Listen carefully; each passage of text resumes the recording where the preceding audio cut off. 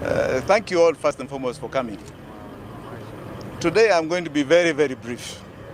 I'll give you a little summation of what happened, and then I will say one thing. I was coming from a lunch at a hotel not too far from here. And on my way, I was on my way home. Just here at the Engine petrol station, a vehicle tried to stop us, brandishing guns and walkie-talkies. And they hooted, and they rang a siren saying, stop, stop, stop. So what is this? Before we knew it, there were one or two others. So we decided, if they're going to try and find a way to me, let them get me in my home. So we drove towards the home. And then decided, actually, by the way, I think it is better we come to a public place, because this didn't seem very genuine. I'm somebody who has an anticipatory bail in two courts. In two courts. So why do you have to come for me in this manner? Two courts.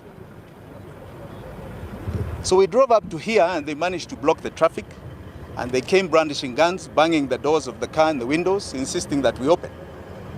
I think after they saw a small crowd, they decided maybe they should show us a piece of paper. This is the paper that Willis is showing you here. A paper saying, summons issued yesterday, I'm to appear in court, which is tomorrow morning at 8 a.m., on some criminal charge 251-2018. Normally, as Willis is saying, I would have been called, I would have written a statement, I would have known what it is about. I'm being asked to take a plea on an investigation I know nothing about. Absolutely nothing about. I have no idea what this is for. Nobody has called me, nobody has bothered to try and ask me anything to do with this criminal charge. Now, I said it at my house. They came to my house with over 100 men. Over 100 men on some purported charge that they have found guns somewhere or they are coming to search. Up until today, they've never called me to record a statement of what they did in my house. Never. Never. Never.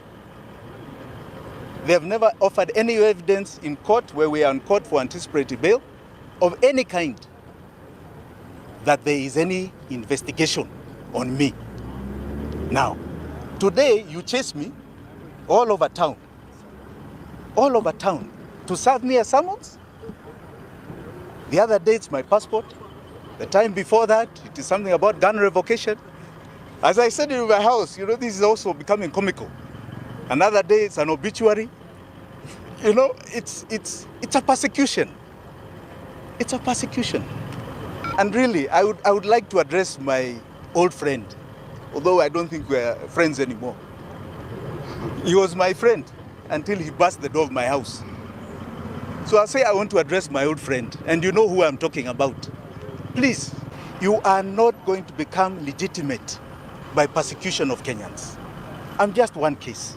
You will not become legitimate by persecuting me or anybody else. Legitimacy is gotten from the people of Kenya. And please, you cannot force yourself on anybody. You cannot. There's nothing any of us are doing that are outside the law. Nothing. We are exercising our democratic rights as enshrined in the Constitution. And everybody who believes in this Constitution should recognize that we are being persecuted for nothing else. Following the Constitution to the letter. To the letter. To the letter. And being bold enough to stand up before everybody and say, we are standing up for it. We are going to abide by it no matter what. I said the other day outside CID that these are dark days. They are very dark days. But they'll soon be over. Please, Kenyans, there is a dawn coming. They will soon be over. Don't worry. We will take the hits, as you can see. We will take them. These days are soon going to be over. Please, there is a lot of hope in the future. Don't despair. Don't become desperate. Others are the ones who are desperate, not us. You can see I'm smiling here. What was very clear, they wanted to arrest me, keep me overnight and present me some court somewhere. I don't know for what charge. Fortunately, because of Wananchi, they didn't want to break the car. They didn't want to break the car. So we are here. If we are meant to appear in court tomorrow, my lawyers will tell me, we will appear. But I want to assure you, dawn is very near, very, very near. Please rest assured it is very near. Thank you very much. Asante sana kwa kutazama Wasource TV. Kama hujasubscribe na kuomba uweze kusubscribe. Kama uko na maoni niachie hapo kwenye comment section.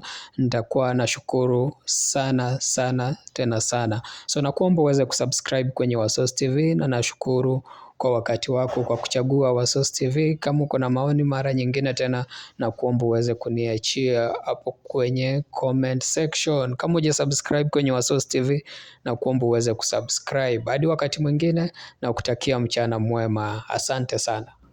Leo hii tuko ndani ya Wasource TV. Stay tuned. Tibim.